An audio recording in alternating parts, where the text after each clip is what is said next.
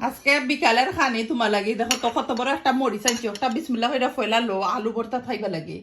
একটা জানো তো টার্কিশ মরিচ পেপার আলু ভর্তা কই আলু ভর্তাও নো আপনার জন্য টার্কিশ পেপার ওটা হইবা এটা কি জাত মরিচ দেখি দেখাইলে আমার দর্শকরে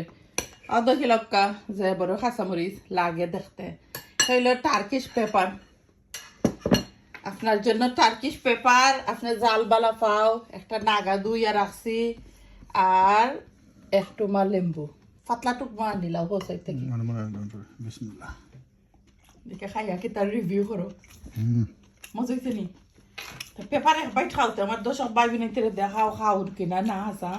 ধীরে ধীরে কাম ডাউন তুমি তো ভাত খাইলি ভাই 1 মিনিটে তা আমি তো ধীরে ধীরে কইয়া কিতা লাভ জাল নাই এটা তুমিও জানো তা আসলে জাল নাই এটা পেপার কি খালি জাস্ট কেতা ফ্লেভার আছে তো তোর হাতে দিতে সালাম না দেখ তোমার না গায়ে বলা না না গায়ে ভাই খাইয়া দেখো সাম টাইম দিকে যে জাল থাকে সাম টাইম থাকে আর এটা আফ্রিকান নাগা লাগে এটা বাংলাদেশে নাগা হইলে ইলে অত বড় একটা বাইট খাওয়া ইম্পসিবল হ্যাঁ এগুলো তো জায়গা আছে তোরা এগুলো থেকে জাল থাকবো ভাবি গ্রান আছে তোর লাল তো কে যে মজার একটা আলু ভর্তা বানাইছিলাম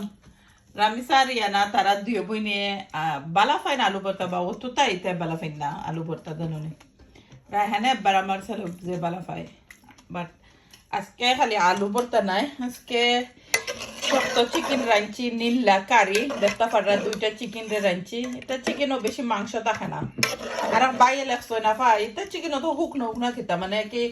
গুস নাই এখানে এই চিকেন এক্সারসাইজ করাইছে লাগে এই চিকেনটা এক্সারসাইজ করাইছে ডাইলে আর ফিট চিকেন রামি সাহেব বানাইছেন পান কেক তাই না রাব্বার লাগি তৈছেন বিকালের নাস্তা বাট তাই তো ভাত খাইবা এটা তাইও জানে আমিও জানি তাইও এনজয় করো ফুড